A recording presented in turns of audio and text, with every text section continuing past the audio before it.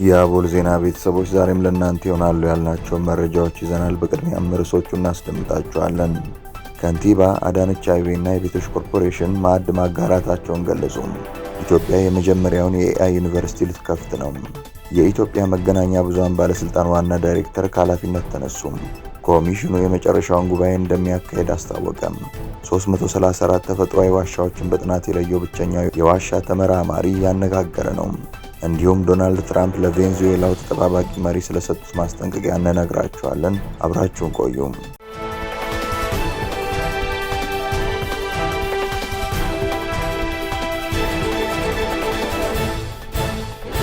ሰላም ጤና ይስጥልን። ይህ አቦል ዜና ነው። ክቡራን አድማጭ ተመልካቾቻችን ሰላማችሁ ይብዛ፣ ጤና፣ ፍቅር፣ ደስታ በእያንዳንዳችሁ ጎጆ ይግባ። ትኩስ ትኩሱን እፍታ ፍታውን ለእናንተ ለተከበራችሁት ይዘን መጥተናል። ቻናላችንን ላይክ፣ ሼር እና ሰብስክራይብ በማድረግ አጣጥሙልን፣ ለወዳጅ ዘመድም አጋሩልን። እናመሰግናለን። የኢትዮጵያ መገናኛ ብዙሃን ባለስልጣን ዋና ዳይሬክተር ከኃላፊነት ተነሱ። ከተሾሙ 12ኛ ወራቸውን የያዙት የኢትዮጵያ መገናኛ ብዙሃን ባለስልጣን ዋና ዳይሬክተር ሳምሶን መኮንን ከኃላፊነታቸው ተነስተዋል። የኢትዮጵያ መገናኛ ብዙሃን ባለስልጣን የሚያቋቁመው አዋጅ የባለስልጣኑ ዋና ዳይሬክተር በጠቅላይ ሚኒስትሩ እጩ አቅራቢነት በሕዝብ ተወካዮች ምክር ቤት እንደሚሾም ይደነግጋል። በዚሁ መሰረትም ጠቅላይ ሚኒስትር አብይ አህመድ ታህሳስ 23 ቀን 2018 ዓ.ም ለምክር ቤቱ በላኩት ደብዳቤ አቶ ሳምሶንን የሚተኩ እጩ ተሿሚ ማቅረባቸውን ሪፖርተር አረጋግጧል። ጠቅላይ ሚኒስትሩ ለምክር ቤቱ በላኩት ደብዳቤም ወይዘሮ ሃይማኖት ዘለቀ ወርቅነህ የባለስልጣኑ ዋና ዳይሬክተር ሆነው እንዲሾሙ ጠይቃለሁ ብለዋል። ጠቅላይ ሚኒስትሩ ደብዳቤ በስራ ላይ የሚገኙት የባለስልጣኑ ዋና ዳይሬክተር ሳምሶን መኮንን ከኃላፊነት የተነሱበትን ምክንያት አይገልጽም። ወይዘሮ ሃይማኖት እስከ ቅርብ ጊዜ ድረስ በአዲስ አበባ ከተማ አስተዳደር ስራ አስኪያጅ ጽህፈት ቤት በምክትል ቢሮ ኃላፊ ማዕረግ የኮሚኒኬሽን ዘርፍ ኃላፊ በመሆን ያገለገሉ ሲሆን ከዚህ ቀደም ደግሞ በመንግስት ኮሚኒኬሽን ጉዳዮች ጽህፈት ቤት በዳይሬክተርነት እንዲሁም በኢትዮጵያ ዜና አገልግሎት በከፍተኛ አዘጋጅነት ያገለገሉ ናቸው። ኮሚሽኑ የመጨረሻውን ጉባኤ እንደሚያካሄድ አስታወቀም። የኢትዮጵያ ሀገራዊ ምክክር ኮሚሽን ከ4000 በላይ የማህበረሰብ ተወካዮች የሚሳተፉበትን የመጨረሻውን ታላቅ የምክክር ጉባኤ ጥር 30 ቀን 2018 ዓ.ም ለማካሄድ ዝግጅቱን እንዳጠናቀቀ አስታውቋል። ኮሚሽኑ ለጉባኤው አስፈላጊ የሆኑ አስቻይ ሁኔታዎችን ዝግጅት ማጠናቀቁ ቢገልጽም በትግራይ ክልል አጀንዳ አለመሰባሰቡና አንዳንድ ተቃዋሚ ፓርቲዎች ራሳቸውን ማግለላቸው እንዲሁም ግጭት ባለባቸው አንዳንድ የአማራ ክልል አካባቢዎች አጀንዳ አለመሰብሰቡ የጉባኤውን ውጤት ከወዲሁ ጥያቄ ውስጥ እየከተተው እንደሚገኝ ተነግሯል። የኮሚሽኑ ቃል አቀባይ አቶ ጥበቡ ታደሰ እንደገለጹት በዚህ ታሪካዊ ጉባኤ ከ10,000 እስከ 10,500 የሚደርሱ ከሁሉም የማህበረሰብ ክፍሎች ከሃይማኖት ተቋማትና ከሲቪል ማህበረሰብ የተወጣጡ ተወካዮች ይሳተፋሉ ያለ ሲሆን የምክክሩ ሂደት አካታች እንዲሆን ከሀገር ውስጥ በተጨማሪ በ6 የውጭ ሀገራት ማለትም በሰሜን አሜሪካ፣ በእንግሊዝ፣ በስዊድን፣ በደቡብ አፍሪካ እና በተባበሩት አረብ ኤሚሬትስ የሚኖሩ ኢትዮጵያውያንና ትውልደ ኢትዮጵያውያን አጀንዳቸውን እንዳስረክቡ አስታውሰዋል። በውጭ ሀገራት የተካሄደው አጀንዳ የማሰባሰብ ስኬታማ እንደነበረ የገለጹት አቶ ጥበቡ ተወካዮች ወደ ጉባኤው ሲመጡ የጸጥታ፣ የትራንስፖርትና የማረፊያ ቦታ ችግር እንዳይገጥማቸው ዝግጅት መደረጉን ተናግረዋል። ኮሚሽኑ ይህንን ቢልም በትግራይ ክልል የአጀንዳ የማሰባሰብ ስራ አለመከናወኑም ቢያንስ 5 ተፎካካሪ ፓርቲዎች ራሳቸውን ከምክክሩ ባገለሉበት በአንዳንድ የአማራ ክልል አካባቢዎች አጀንዳ አልተሰበሰበም የሚል ቅሬታ ባለበት የመጨረሻው ጉባኤ የሚካሄድበት ቀን መቆረጡ ጥያቄ ያስነሳበት ይገኛል። ከንቲባ አዳነች አቤቤና የቤቶች ኮርፖሬሽን ማዕድ ማጋራታቸውን ገለጹ። የአዲስ አበባ ከተማ አስተዳደር ከንቲባ ወይዘሮ አዳነች አቤቤ መጪውን የገና በዓል ምክንያት በማድረግ በከተማችን በሚገኙ ክፍለ ከተሞችና ወረዳዎች ለሚኖሩ ከ300,000 በላይ ምንም የገቢ ምንጭ ለሌላቸው፣ ለማህበራዊ ችግር ለተጋለጡ፣ ዝቅተኛ ገቢ ላላቸውና አቅመ ደካማ ወገኖቻችን የማዕድ ማጋራት መርሃ ግብር አካሂደናል ብለዋል። የገና በዓል የኢየሱስ ክርስቶስ የልደት በዓልና የፍቅር መገለጫ በመሆኑ በማዕድ ማጋራት ለተቸገሩ ወገኖቻችን ያለንን ፍቅር በተግባር የምንገልጽበት ነው። ይህ የበጎነት ተግባር የከተማችንን ጥልቅ የመረዳዳትና የአብሮነት እሴት ይበልጥ የሚያጸና ሲሆን ዛሬም ጊዜያዊ ችግርን ለማለፍ እጅ ለእጅ ተያይዘን የምንቆምና ለዘላቂ ልማት የምንተጋ ታላቅ ህዝቦች መሆናችንን በተግባር ያረጋገጥንበት ነው ሲሉም በፌስቡክ ገጻቸው ባስተላለፉት መልእክት አስታውቀዋል።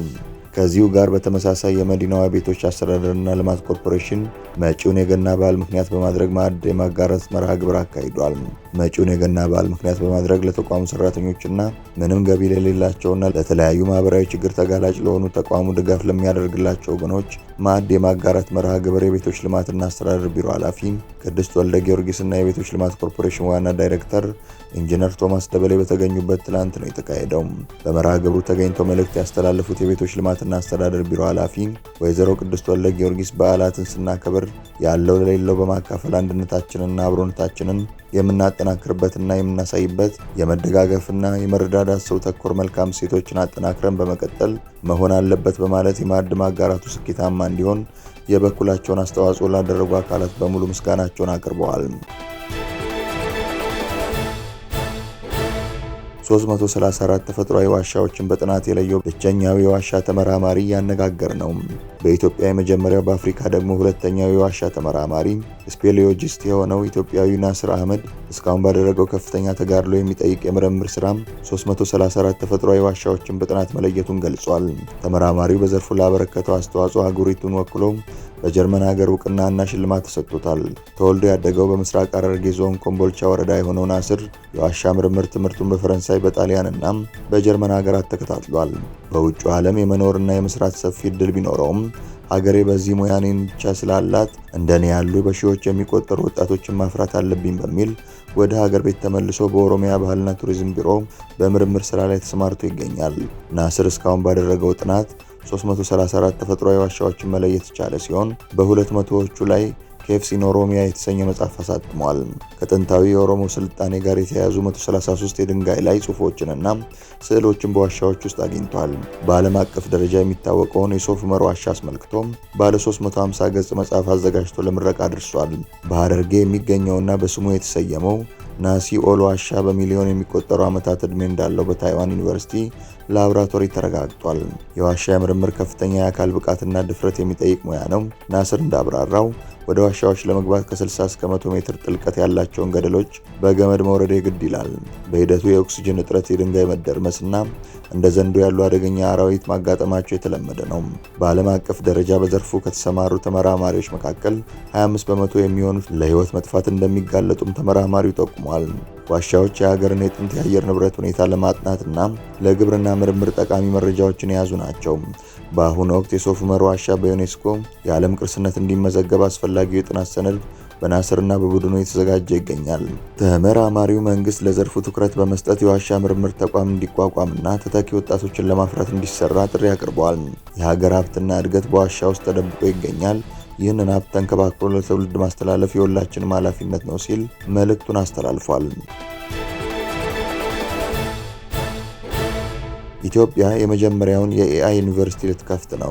ጠቅላይ ሚኒስትር አብይ አህመድ ኢትዮጵያ የመጀመሪያውን የአርቲፊሻል ኢንተለጀንስ ዩኒቨርሲቲ ለማቋቋም ዝግጅት እያደረገች መሆኑንና ለዚህም የሚደረገው የቅድመ ዝግጅት ስራ በሚቀጥሉት 6 ወራት ውስጥ እንደሚጠናቀቅ አስታውቀዋል።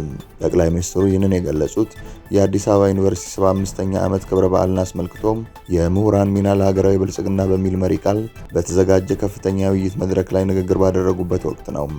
ጠቅላይ ሚኒስትር አብይ በንግግራቸው ወቅት እንደገለጹት በአሁኑ ወቅት በዓለም ላይ የሚገኘው ብቸኛ የአርቲፊሻል ኢንተለጀንስ ዩኒቨርሲቲ አንድ ብቻ ሲሆን ኢትዮጵያ የምትገነባው ተቋም በአይነቱ የዓለማችን ሁለተኛ ይሆናል ብለዋል። ኢትዮጵያ ዘላቂ ብልጽግናን ለማረጋገጥ በቴክኖሎጂው ዘርፍ ዓለም አቀፍ ተወዳዳሪ መሆን እንዳለባትም አሳስበዋል። ዩኒቨርሲቲው በብዛት ሳይሆን በጥራት ላይ እንደሚያተኩር የተገለጸ ሲሆን በአጠቃላይ 1000 ተማሪዎችን ብቻ ተቀብሎ በማስተማር በዓለም አቀፍ ደረጃ ተወዳዳሪ የሆኑ ምሩቃንን ለማፍራት ያለመ ነው። ለአፍሪካውያን ተቋሙ አህጉራዊ እይታን በመያዝ ለእያንዳንዱ የአፍሪካ ሀገራት 2 ተመራማሪዎችን በድምሩ 100 መቀመጫዎችን በመመደብ የላቀ የኤአይ ስልጠና እንደሚሰጥ ተገልጿል። ለኢትዮጵያውያን ከሀገር ውስጥ የሚገቡ ተማሪዎችን በተመለከተም ከፍተኛ ፉክክር የሚደረግ ሲሆን ከአመልካቾች መካከል ምርጥ የተባሉት 2 በመቶዎች ብቻ እድሉን ያገኛሉ። ምንም እንኳን ፕሮጀክቱ ይፋ ቢደረግም ዩኒቨርሲቲው የት ቦታ እንደሚገነባ የበጀት ምንጩ ከየት እንደሆነና ሙሉ በሙሉ በመንግስት ወይስ በግሉ ዘርፍ እንደሚተዳደር ጠቅላይ ሚኒስትሩ ዝርዝር መረጃ አልሰጡም። ይህ አዲስ ዩኒቨርሲቲ መንግስት እንደ አውሮፓውያን አቆጣጠር በ2020 ካቋቋመውና በጤና በግብርናና በትምህርት ዘርፎች ላይ እየሰራ ከሚገኘው የኢትዮጵያ አርቲፊሻል ኢንተለጀንስ ኢንስቲትዩት በመቀጠል ሀገሪቱን በዘርፉ የአፍሪካ ማዕከል ለማድረግ ያለመ እንደሆነ ተጠቁሟል። ትራምፕ ለቬንዙዌላ ተጠባባቂ መሪ ማስጠንቀቂያ ሰጡ። ፕሬዝዳንት ዶናልድ ትራምፕ እሁድ ዕለት ለቬንዙዌላዋ ምክትል ፕሬዝዳንት ዴልሲ ሮድሪጌዝ የአሜሪካንን ጥያቄዎች የማትቀበል ከሆነ ከኒኮላስ ማዱሮ የበለጠ ከባድ ዋጋ ልትከፍል እንደምትችል አስጠንቅቀዋል። ትራምፕ ከአትላንቲክ መጽሔት ጋር በስልክ ባደረጉት ቃለ ምልልስ ማዱሮ ተይዘው ለፍርድ ወደ አሜሪካ ከተወሰዱ በኋላ አሁን የቬንዙዌላ ተጠባባቂ መሪ ለሆኑት ለሮድሪጌዝ ግልጽ መልእክት አስተላልፈዋል። የእሷ ዕጣ ፈንታ የሚወሰነው ከዋሽንግተን እቅዶች ጋር ትተባበር እንደሆነ ላይ መሆኑንም ጠቁመዋል።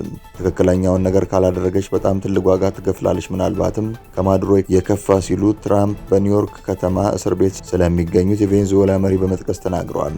የትራምፕ ማስጠንቀቂያ የመጣው ሮድሪጌዝ የአሜሪካን ጣልቃ ገብነት በይፋ ውድቅ ካደረገችና ማዱሮ እንዲመለሱ ከጠየቀች በኋላ ነው። ትራምፕ ከኦፕሬሽኑ በኋላ ወዲያውኑ ሮድሪጌዝን አሞካሽተው ነበር።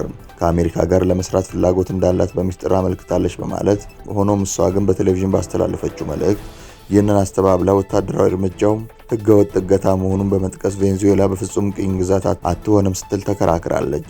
የሀገሪቱን ተፈጥሯዊ ሀብቶች እንደምትከላከልም ዝታለች። ሮድሪጌዝ በመከላከያ ሚኒስትሩ ቭላዲሚር ፓድሪኖ ሎፔዝ እና በሀገር ውስጥ ጉዳይ ሚኒስትሩ ዲዮስዳዳ ካቤሎ ታጅባ መታየቷ ማዱሮ ቢወገዱም መንግስታቸው አሁንም ጠንካራና ቀጣይ መሆኑን ለማሳየት የታለመ ነበር። ክቡራን አድማጭ ተመልካቾቻችን ስለተከታተላችሁ እናመሰግናለን። የደወል ምልክቷን በመጫን አቦላችንን በትኩሱና በፍታው ሁልጊዜ እንዲደርሳችሁ አድርጉም። ለወዳጆቻችሁም በፍቅርና በቅንነት አጋሩ። ጡም ቡናችንን አቦል ግብዣችንን ይዘን ወደ በኋላ እንመለሳለን። በቸር ያቆየን።